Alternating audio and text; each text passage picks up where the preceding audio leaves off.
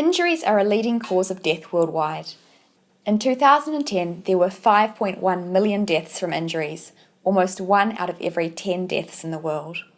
In fact, injuries kill more people each year than HIV/AIDS, tuberculosis, and malaria combined, diseases that are often viewed as being the leading global killers.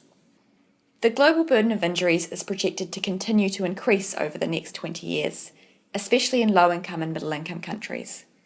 For example, road traffic injuries will be the 5th leading cause of death worldwide by 2030. 3 groups of people bear the brunt of injury-related deaths worldwide. People living in low-income and middle-income countries suffer disproportionately from injury-related deaths. Men are most likely to be injured and to die from their injuries. And young people, aged 10 to 24 years, are also at high risk of death from injury. Injuries are usually categorised according to their underlying intent. There are 3 main categories we consider. First, unintentional injuries, which include road traffic injuries, falls, drowning, burns, and poisonings.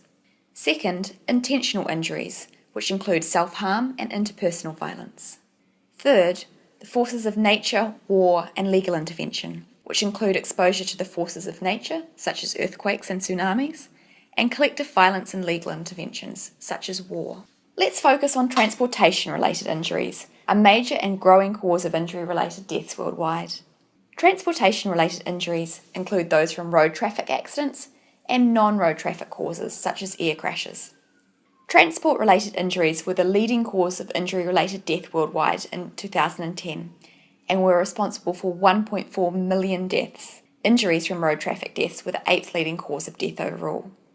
The pattern of transport-related injuries varies around the world, depending on the type of transport used, the level of urbanisation, including the amount of roads, and the transport system's organisation and safety.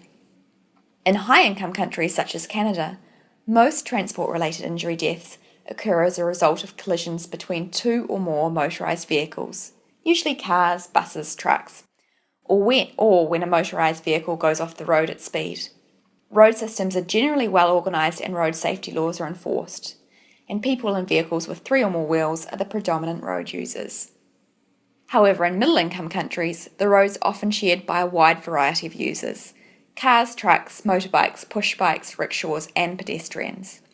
Roads may be poorly maintained or may be gravel or dirt-based, with variable road traffic control and safety measures. As a result, pedestrian injuries by road vehicles cause as many or more deaths as injuries between motorised vehicles. Deaths at the scene of the accident are also common. In India, over half of all road traffic deaths occur at the scene of the accident, usually within minutes of the collision as a result of head injuries.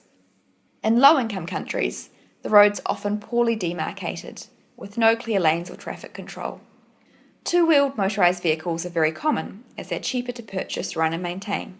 The roads are often shared by pedestrians, including unaccompanied children, as well as stock. As a result, most transport injury-related deaths are from pedestrian injuries or involve 2-wheeled vehicles, often motorbikes.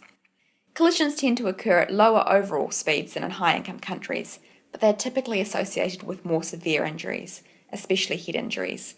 Again, these result in much higher rates of death at the scene of the accident. There are also several other non-transport-related injury killers, which we will not consider in depth today. These include suicide, homicide, war, and natural disaster.